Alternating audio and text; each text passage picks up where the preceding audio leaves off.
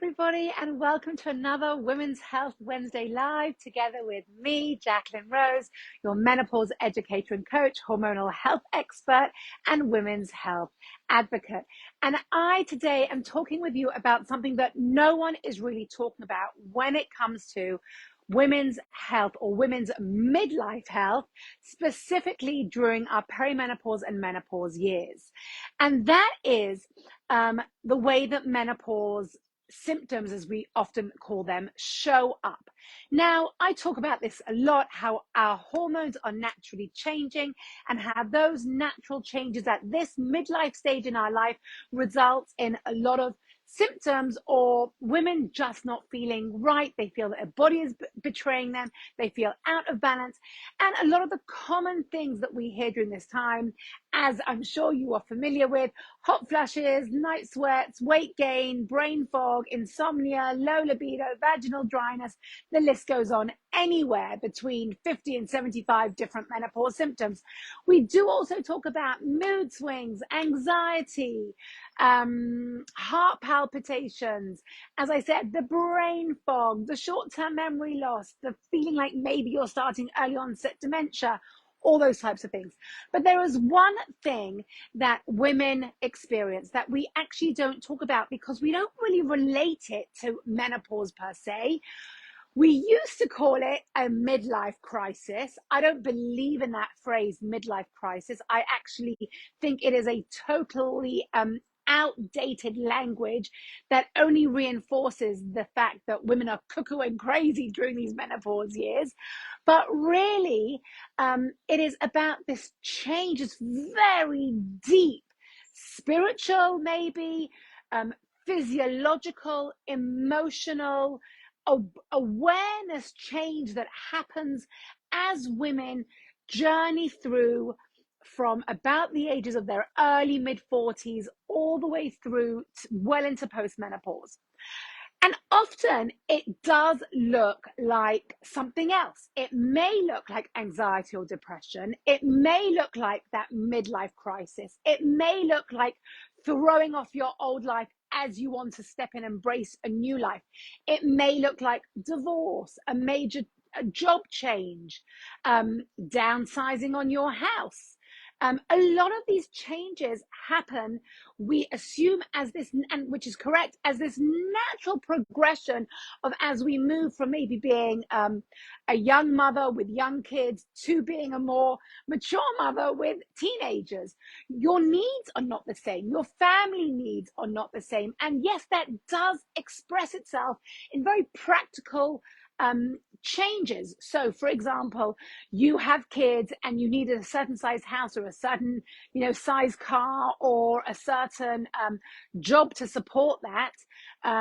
But then as your kids get older, as your kids leave home, you don't need that 7-seater anymore. You don't need to be tied to a 9-to-5 job with a set schedule, with a set steady income, because maybe you have a bit more flexibility. Maybe you have some savings, or maybe you can allow yourself to do something that you really, really want to do.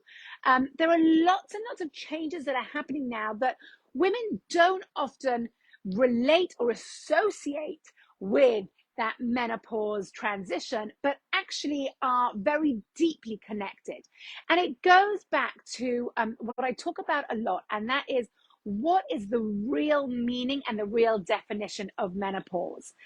And now we know there is a very biological definition, and that biological definition is the natural, normal, hormonal fluctuating time. And as we go through that normal fluctuating time, we get to a stage where we are 12 period-free months, and then we can say we're in menopause. And as we know, with all that hormonal fluctuation, there's a lot of other things going on. But at the same time, there is a hormone called FSH, which is our follicle stimulating hormone. And that hormone is something that we notice slowly rises as we navigate through perimenopause, menopause, into postmenopause. And it is the hormone that becomes dominant in postmenopause. And that new dominant hormone, as our other hormones have reduced, the estrogen, progesterone, testosterone, that now becomes the feature of our emotional biological state. And that hormone really is the hormone that is calling us to pay attention to our needs. We find that as women navigate more and more into their post-menopause years, they become much more about what they need and what they want, and less about fulfilling the needs and wants of others. Now, that journey for many may be very, very tumultuous, and that journey for many may really result in a lot of conflict. You're willing to set boundaries that you were not willing to set before. You may remove certain people from your life because energetically or emotionally, they are depleting you. You may decide, as I mentioned earlier, that you don't want to just do a job. You actually want to do something that is meaningful for you. So you're looking to do something a bit different. Your priorities shift. What you were willing to do before, you may not be willing to do anymore. And a lot of that is really tied up with the deeper meaning of this menopause transition. And as I said, that can rattle some cages. And for you as a woman going through that, that can also be very, very unsettling. However, as we navigate that transition, that journey, that change, which really is a very deeply seated change for some women that really can be very, very challenging, we then arrive to our post-menopause years. And there we enter a stage where we are much more confident. If you have ever met a postmenopausal woman in her 60s, 70s, and 80s, they are characterized by being very strong, very vocal. They are not scared to express their feelings anymore. They say what they mean. They have very clear boundaries, what they are and what they are not willing to do. And they really stand in their truth. They really are willing to take risks, maybe. They are willing to try new things. They are looking for different adventures and opportunities. And that really is what the post-menopausal modern woman looks like. But the journey to get there can often be very challenging. But what's waiting on the other side is something that I think every single woman really should be excited for and grabbing hold of with two hands.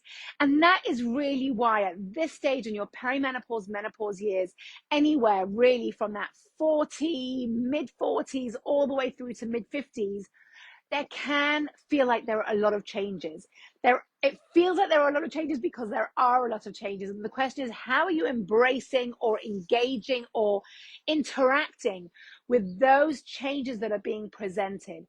And for some, it really is throwing off an old identity and embracing a new one. For some, it can just be as simple as starting a new hobby. It shows up in different ways for different women. And that really is the one thing that we are not talking about enough. We are not talking about that really deep, deep change and transition and transformation that so many women experience. If this resonates with you, drop me a comment or send me a DM. I love hearing from you, and I can't wait to support you on your menopause journey.